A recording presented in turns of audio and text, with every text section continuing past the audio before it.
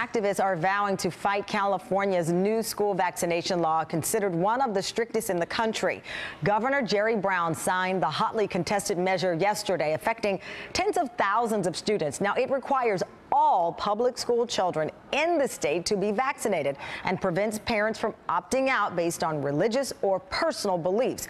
The only exceptions will be for kids facing serious medical concerns. Now, it comes after last year's measles outbreak at Disneyland that left over 100 people sick across the country and in Mexico. While supporters, including doctors and health advocates, are celebrating the measure, at least one advocacy group is planning a legal challenge. Among the opponents is actor Jim Carrey, who's spoken out about the issue in the past. He tweeted this: California governor says yes to poisoning more children with mercury and aluminum and mandatory vaccines. This corporate fascist must be stopped.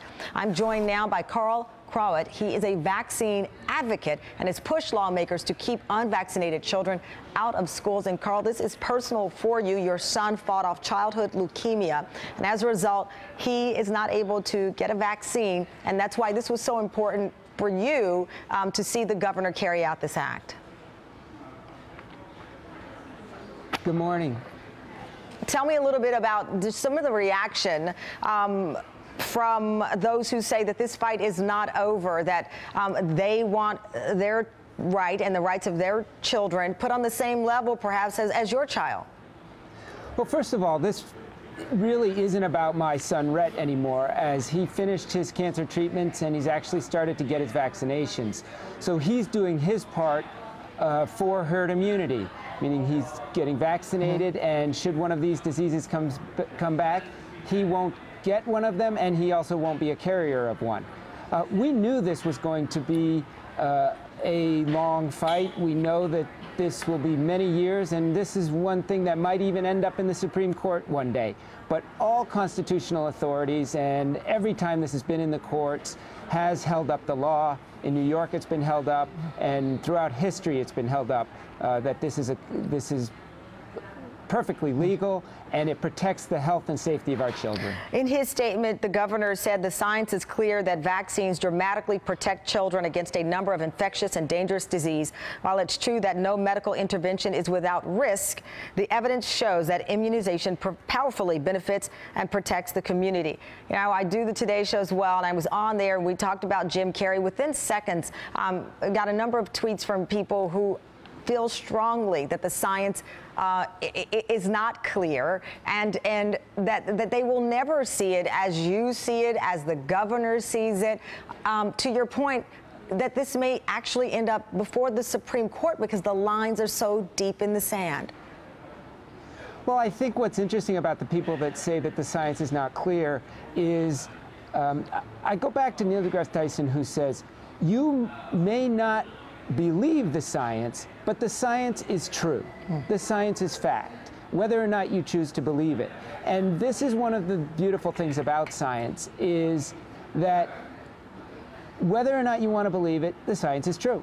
And our lawmakers have done the right thing, because they have legislated on the basis of science, on the medical authorities, the trusted authorities, the public health officials, people who spoke up in the beginning, like Dr. Matt Willis, the public health official in Marin, like all of the other people that truly understand the medicine behind this.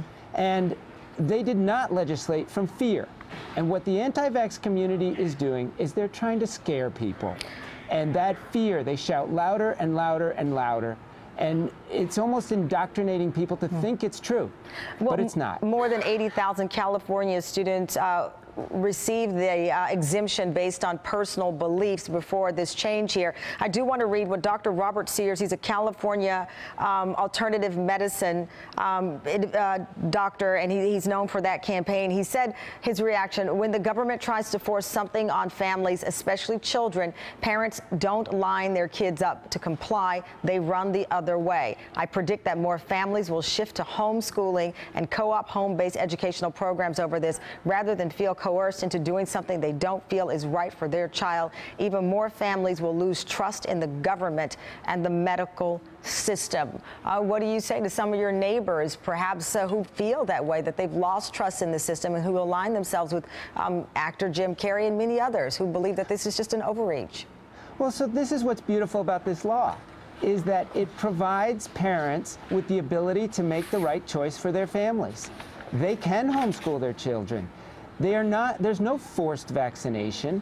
What this law has done has shown people that vaccinations save lives. They keep our schools safe by making the herd immunity higher. And so if people choose to homeschool, great. I mean, I live in Marin. It's one of the most beautiful places on earth.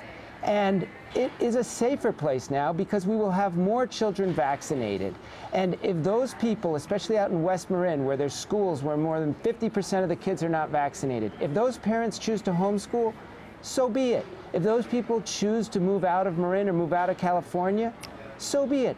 And that's what's great about America, is we have that freedom to move to where we want to go to places. And this is what is great. Well, thank you so much for your time, Carl, and we certainly are happy to hear the very positive news regarding your son and give him our best. Thank you so much. Thanks for having me.